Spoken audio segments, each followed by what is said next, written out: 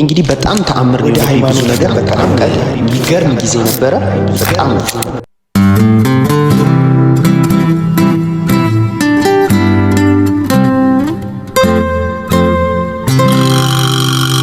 ወጎንሞን ቡምሻካላካ ዛሬ እንግዲህ ቦማሌ ምርቃት ፊልም ምርቃት ላይ ተገኝቼ ነበረ። እግር መንገዴን ራስታ አሬጌና ጃን እናወራለን። አብራችሁኝ ቆዩ። ቡምሻላቃ ስለ ራስታ አሬጌ ጀማይካ ስናወራ እንዴት ነው በእኛ ሀገር እንደዚህ ፍቅር የኖራቸው ጀማይካዎች ምንድን ነው የሚወዱ ቦማሌ ምናምን ብዙ ጥያቄ አለና እሱን አጠር አድርጌ ልመልስላችሁ። ራስታፋሪያን ሲባል ብዙ ጊዜ ሰምተን እናውቃለን። ራስታፋሪያን እንግዲህ አብርሃሚክ ሪሊጅን ነው።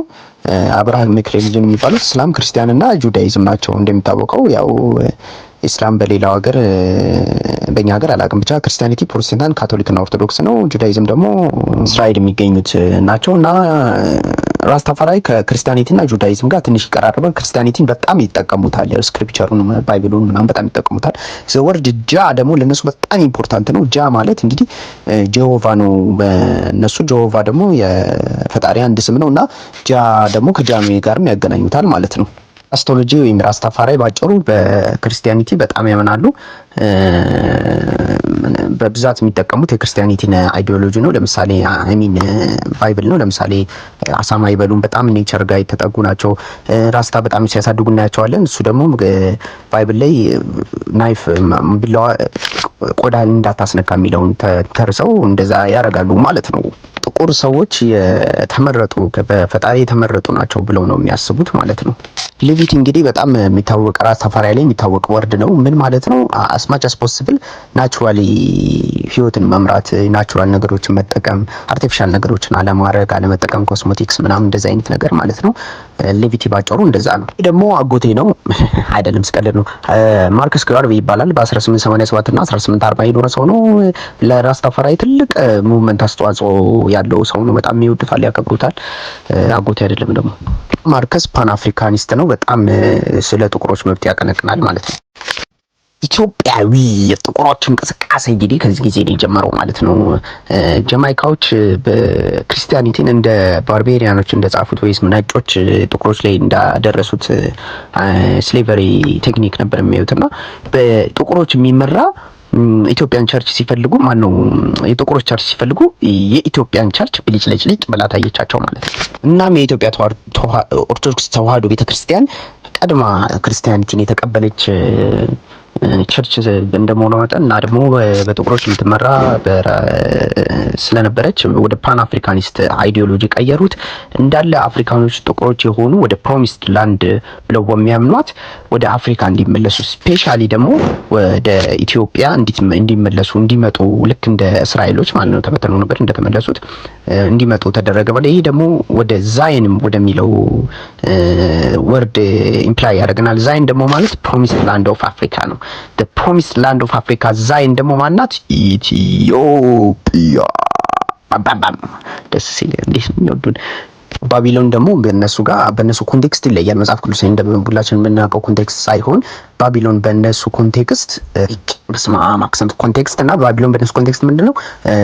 በተጨቆኑ ወይም በነጭ ቁጥጥር ስር ያሉ ጥቁሮች ከአፍሪካ ውጭ ያሉ እንትን ናቸው ማለት ነውና ወደ ፕሮሚስድ ላንድ ቅድም እንደነገርኳችሁ ኢትዮጵያ እንዲመለሱ የሚያደርግ ሙቭመንት ነው ማለት ነው። እና ሁሉም ጥቁሮች ወደ ኢትዮጵያ እንዲመጡ ይፈልጋል። ፕሮሚስድ ላንድ ማለት ነው። እንዲሞነን አልበቃንም፣ እባካችሁ በስማም እዛው ሁኑና እንጓደድና ማርከስ ጋርቪ ደግሞ ኢምፕላይ የሚያደርገው ማርከስ ጋርቪ ሉክ አት አፍሪካ when a black king shall be crowned for the day deliverance is in hand ጥቁር ንጉስ ይነግሳል ብሎ ነበረ። ከዲኬድ በኋላ ኃይለ ሥላሴ ነገሱ ማለት ነው። ያ ደግሞ የማርከስ ጋርቪን ትንበያ እውን ሆነ ብለው አሰቡ።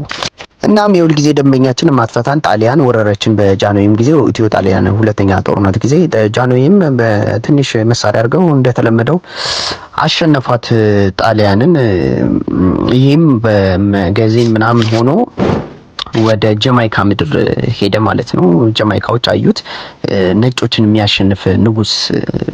እንግዲህ ይሄ ፕሮፌሲ ይሄ ትንበያ ትክክል ነው ብለው አሰቡ ማለት ነው። ይህን እንዳዩም በጋዜጣ ምናምን ሀገራቸው ላይ ተዘዋወረላቸው እና በቃ ጥቁር ነጭን አሸነፈ፣ ይሄ ነው ማለት ነው ንጉሳችን፣ ይሄ ነው አምላካችን ብለው አሰቡ። ወደ ራስታፋራይ ሙቭመንት በደንብ ጀመሩ ማለት ነው። ጀማይካ ላይ ያሉ ጥቁሮች ራስተፋሪያን እንግዲህ ራስ ተፈሪ ከሚለው የጃንሆይ ስም የመጣ ነው። ያው ሁላችንም እናውቀዋለን።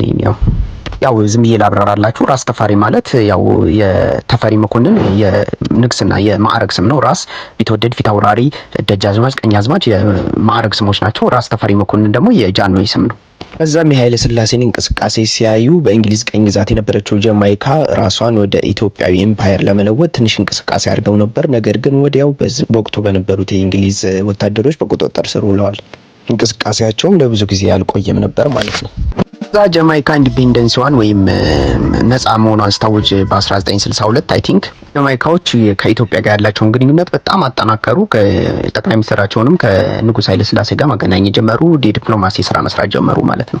አብዛኛው የጀማይካ ህዝብ ደግሞ የሚመጣው ኢየሱስ ክርስቶስ ወይም መሲ የነሱ ጃንሆይ ነው ብለው አምነው ተቀብለዋል እና የዲፕሎማሲ ስራቸውን አጠናክረው መስራት ጀመሩ። ከዛ ጀማይካ ምድር ላይ ጃንሆይ ወይም ኃይለ ሥላሴ እግራቸው ረገጠ ማለት ነው።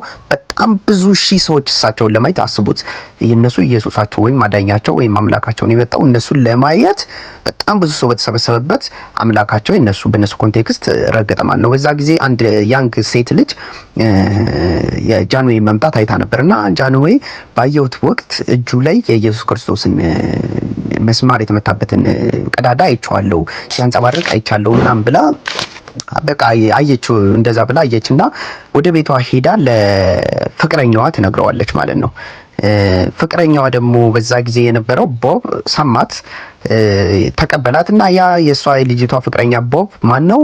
ቦብ ማርሌ ነው ማለት ነው። የራስ ተፋሪዎች መዝሙር እንደ መዝሙር የሚያዩት የሬጌ ሶንግ ሚውዚክ በጣም ኢንተርናሽናል ሆነ።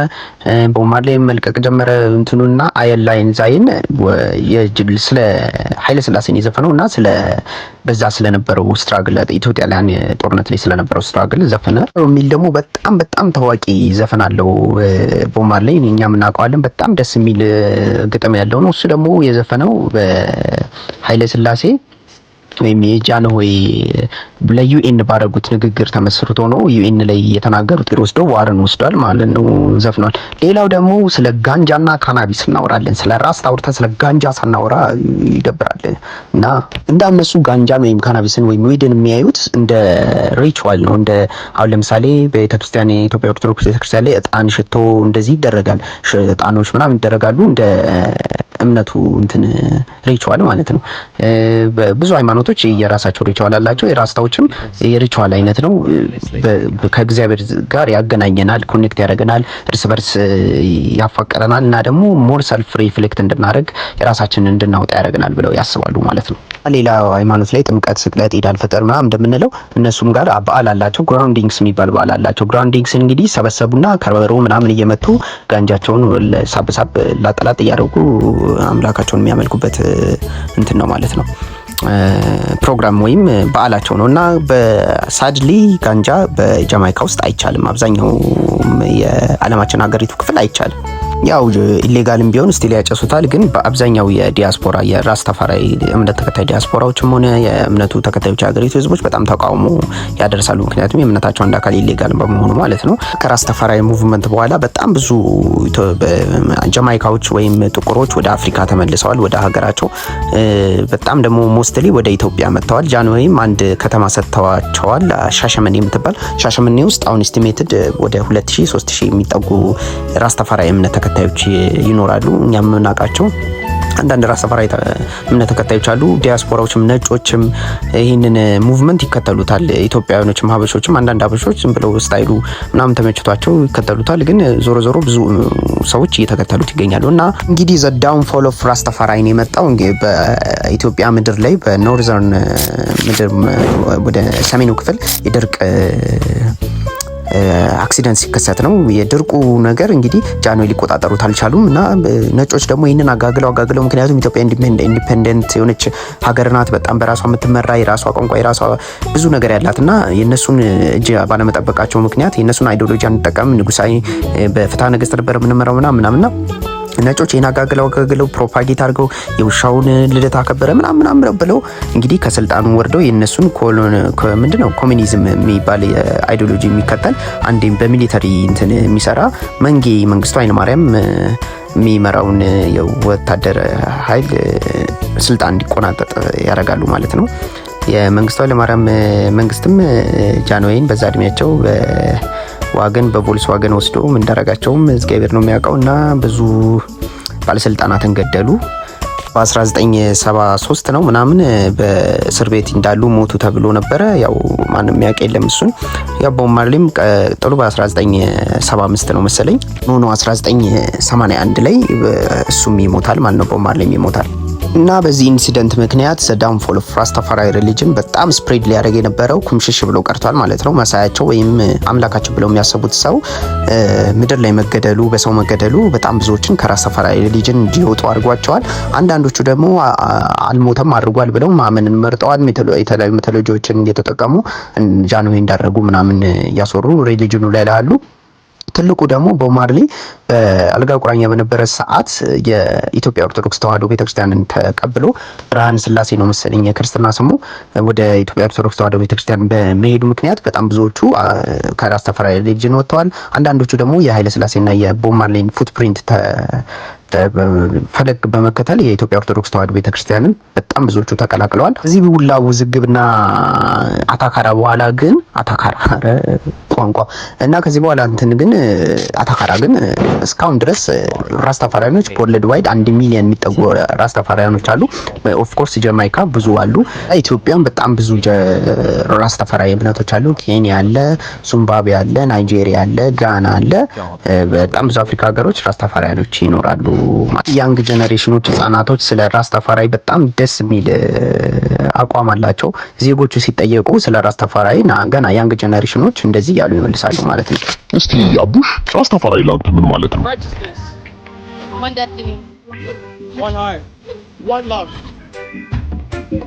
በእኛም ሀገር ያሉ የራስታፋራይ እምነት ተከታዮች እንግዲህ ቅርብ ጊዜ በደረሰባቸው ጥቃት ማንም ይቅርታ ሳይጠይቃቸው ስሜታቸውን እንደዚህ እያሉ ገልጸዋል። እንግዲህ I forgive you.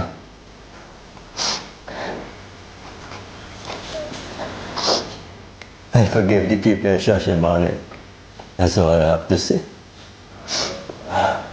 እኔ ደግሞ መጨመር የምፈልገው የሻሸመኔ ማህበረሰብን ይቅርታ እንዳደረጉላቸው።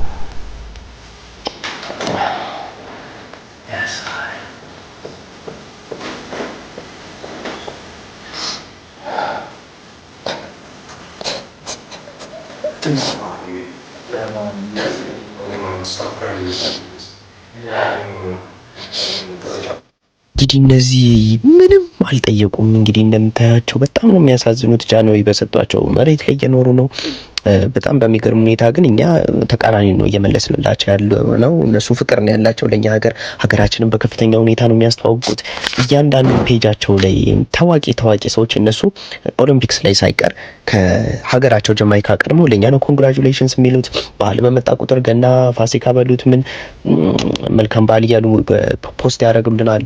አሚን ኢትስ ቢግ ዲል። በጣም ሀገራችንን እያስተዋወቁልን ነው። በጣም ፍቅር ነው ያላቸው። ፍቅር ራሱ ባይኖራቸው የሰው ልጅ እንዲህ ዝም ብሎ ዲስክሪሚኔት ማድረግ ማሰቃየት በጣም መጥፎ ነገር ነው እና ልቦና ይስጠለኛም። መንግስት ሪኮግናይዝ ቢያደርጋቸው የመጣ መንግስት እንዳለ ሪኮግናይዝ ቢያደርጋቸው እነዚህ ሰዎች እየሰሩ ያሉት የዲፕሎማሲ ስራ ባንዲራችንን እያውለበለቡልን ነው፣ በዓለም መድረክ ላይ እያስተዋወቁ ነው እና እነዚህ ሰዎች አምባሳደሮች ናቸው ለኢትዮጵያ እውነት ለመናገር ነው። የመጣ መንግስት ሪኮግኒሽን ቢሰጣቸው እውቅና ቢሰጣቸው የሆነ ነገር ቢያደርግላቸው እንደውም ተንከባክበን መያዝ ያለብን ነው የሚመስለኝ እኔ በበኩሌና በዚህ በኩል ኢቨንት ኦርጋናይዘሮች ሊሆን ይችላል፣ ቱሪዝም ላይ የሚሰሩ ሰዎች እንደ አንድ ኢንቲቲ ወስዳችሁ እነዚህን ሰዎች ያሉበትን የሚኖሩበትን ያኗኗራቸውን ዘዬ ለዓለም ፕሮሞት በማድረግ ቱሪስቶችን መሳብ እንደሚቻል ኢንካም ዶላርም ለሀገራችንም ለነሱም ለኛም የሚጠቅም ሁኔታዎችን ማመቻቸት ነው እንጂ ይሄ ሁሉ ጊዜ ዱላ በጣም ከባድ ነው እውነት ለመናገር። ዞሮ መግቢያው ጨራሮ። እሺ እዚህ ድረስ ስቤ ስላመጣዋችሁ የቦብ ማርሊን ፊልም ምርቃት አብረን እናያለን። አብራችሁን ቆዩ።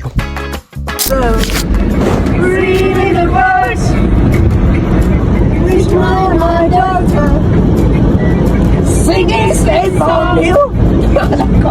Melodies pure and true.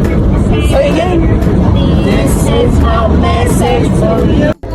I love the way. Hey, no woman, no cry.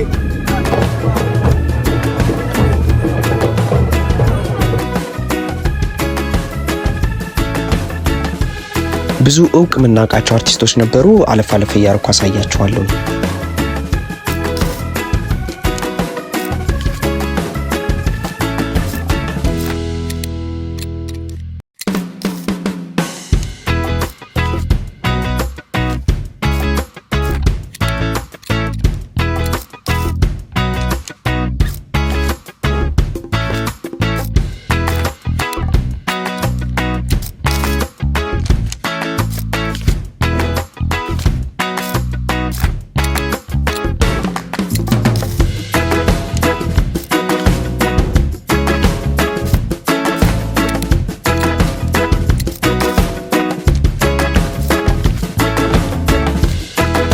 እንግዲህ ግራውንዲንግስ ዊዛውት ጋንጃ እኔ ነኝ። ይሄ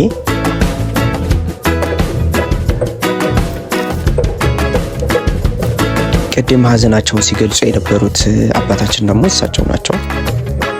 በጣም የሚገርማችሁ ሴቶች ቁጭ ብለው ከበሮ መምታት አይችሉም፣ ወንዶች ብቻ ነው መምታት የሚችሉት። የሪሊጅኑ አንድ አካል ነው።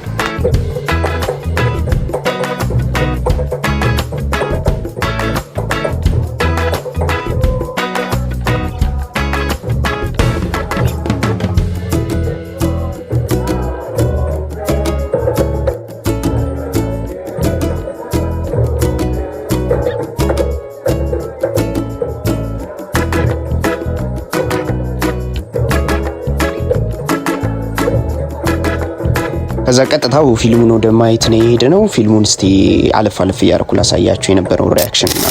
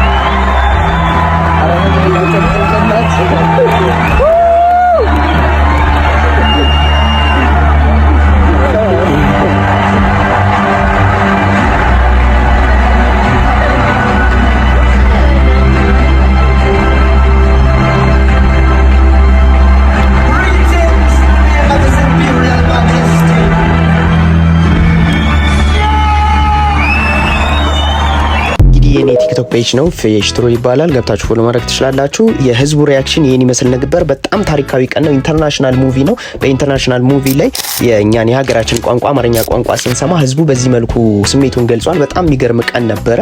በጣም ደስ የሚል ቀን ነበር። በዚህ እንግዲህ ምን ያህል ሀገራችን እያስተዋወቁልን እንደሆን መረዳት እንችላለን። በጣም ኢንተርናሽናል ሙቪ ነው። ብዙ ሀገር ታይቷል እና በዚህ አማርኛ ቋንቋ ተጠቅመዋል። ኢትዮጵያን ብዙ ነገር ላይ አንስተዋታል እና በጣም የሚገርም ነው የሚያደርጉት ነገርና ስለ ራስታፋራይ፣ ስለ ሬጌ፣ ስለ ጀማይካ ኢትዮጵያ በ20 ደቂቃ ብቻ ተወርተው አያልቅም። ስለ ጃንሆይ ታሪክ በጣም ብዙ ነገር ነው ያለው። ስለ እምነታቸው ግን አንዳንድ ነገር ተባብለን እንለያይ። እንግዲህ እነሱ የሚያስቡት ጀማይካ በጃንሆይ በረገጡ ወቅት ምድራቸውን ዝናብ እንደዘነበላቸው ያወራሉ። አንዳንድ ሰዎች ደግሞ ኢትዮጵያ በዛ ድርቅ ወቅት ስትጎዳ ጃንሆይ እንዴት ዝናብ ማዘነብ አልቻሉ የሚል ጥያቄ ያነሱባቸዋል። ይህን ቪዲዮ ለእናንተ ለማቅረብ ሪሰርች በማድረግ ቁጥር ደግሞ አንድ መጽሐፍ አይቼ ነበርና ጃንሆይ ጀማይካ ከመሄዳቸው በፊት ለአንድ መሪ ጌታ እንግዲህ የገንዘብ ስጦታ አበርክተው እዛ ዝናብ እንዲያዘንቡላቸው ነግረዋቸዋል። ደመና ጎታች በእኛ ባህል ይባላልና እንደዛ የሚል የሚገርም መጽሐፍ አይቼ ነበረ። በጣም ብዙ ዲፕ ስትቆፍሩ ብዙ ነገር ታገኛላችሁ። ሌላውን ጥያቄ ለእናንተ ትቸዋለሁ። ስለ እነሱ ደግሞ ጀማይካዎች ደግሞ ምንድነው የሚያነሱት ጥያቄ ራሽያ ኤንሽንት ጂሰስ ብለው የሳሉት ስዕል የጃንሆይን ወይም የራስተፈሪን ምስል ነው የሚመስለው። ግብጽ ውስጥ ፒራሚድ ውስጥ የተገኘው የድሮ ጂሰስ ክራይስት ብለው ያሰቡ የተቀረጸው የጃንሆይን የፊት ገጽ የያዘ ነውና እሱ ነው የመጣው መሲያችን አዳኛችን አምላካችን ብለው ነው የሚያስቡት። እንግዲህ በጣም ብዙ ነገር አለ ስለ ራስታ ሬጌ፣ ስለ ጋንጃ ዊድ ያላችሁን ኤክስፒሪየንስ እስቲ ዊድ ሞክራችሁ ታውቃላችሁ ወይ የሚለውን እስቲ ኮሜንት ላይ አስቀምጡልኝ። እኔን ኤክስፒሪየንስ ሼር ለማድረግ እንግዲህ ሰዓቱ አይበቃም። ሌላ ደግሞ ጋንጃ እንግዲህ አሁን በአንዳንድ የዓለማችን ክፍሎች ዊድ በጣም ሌጋል እየሆነ ነው። ብዙ ባለሀብቶች ወደ ቢዝነሱ እየገቡ ነው እነ ማይክ ታይሰንን ጨምሮ እና ወደፊት እንግዲህ እኛም ወደ ንግዱ የምንገባበት ስቀልድ ነው። ደግሞ እንግዲህ በጣም አመሰግናለሁ ስለተከታተላችሁኝ፣ ከልብ አመሰግናችኋለሁ። ሁልጊዜ እንደምላችሁ እንግዲህ ቡም ሻቃላቃ ምሳቃ ቃቃ ቻው ቻው ባይ